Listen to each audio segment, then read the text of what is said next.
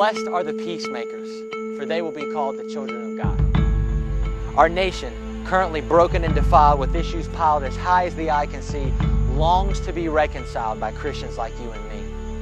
And when I say Christians, I mean Christ followers, not fans, not distant admirers, consistent followers. Oh, it's so easy to find fault in he or she, but as the King James might say, the solution to this problem starts with thee, as in you and me. You see, for 22 years, I've equated silence with peace. At peace with thinking that somehow through my silence right would win.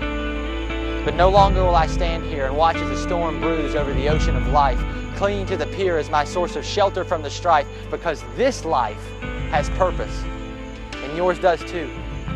Purpose that far supersedes any seed of division that was planted in your heart or mine.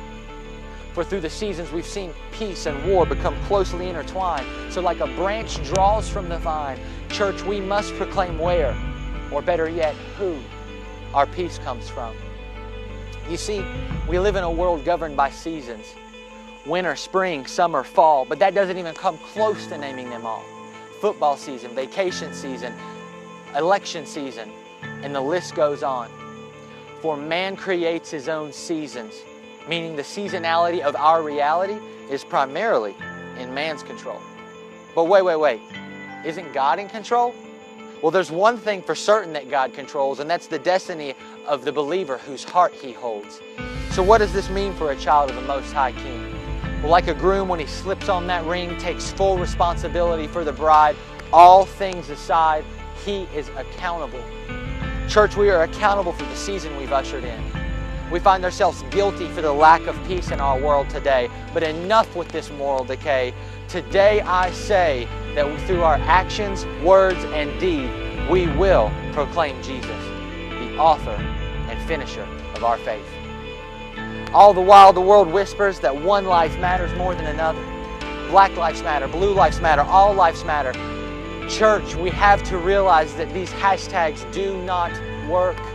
Satan sits with a smirk as we refuse to see the other point of view for the purpose of a cause that will likely fade with time, because unlike the Psalms, they were inspired by us. So let me ask, what's your cause? What gospel do you preach? No longer will I cave to this lust for power. Church, this hour I proclaim peace. And notice I use the word proclaim, because life and death are in the power of the tongue, and those who love it will eat its fruit. Church, why are we so meek with a message so powerful? Like Judas when he kissed Jesus' cheek, we betray our brother when we refuse to speak. Afraid of being called a freak by speaking of a peace that surpasses all understanding. Racial barriers, economic status, sexual orientation, all so insignificant in light of Jesus' love. Church, it's our responsibility to give peace a voice, so we have a choice to remain silent or rejoice in the fact that we hold the key. Child of God, change starts with you and me.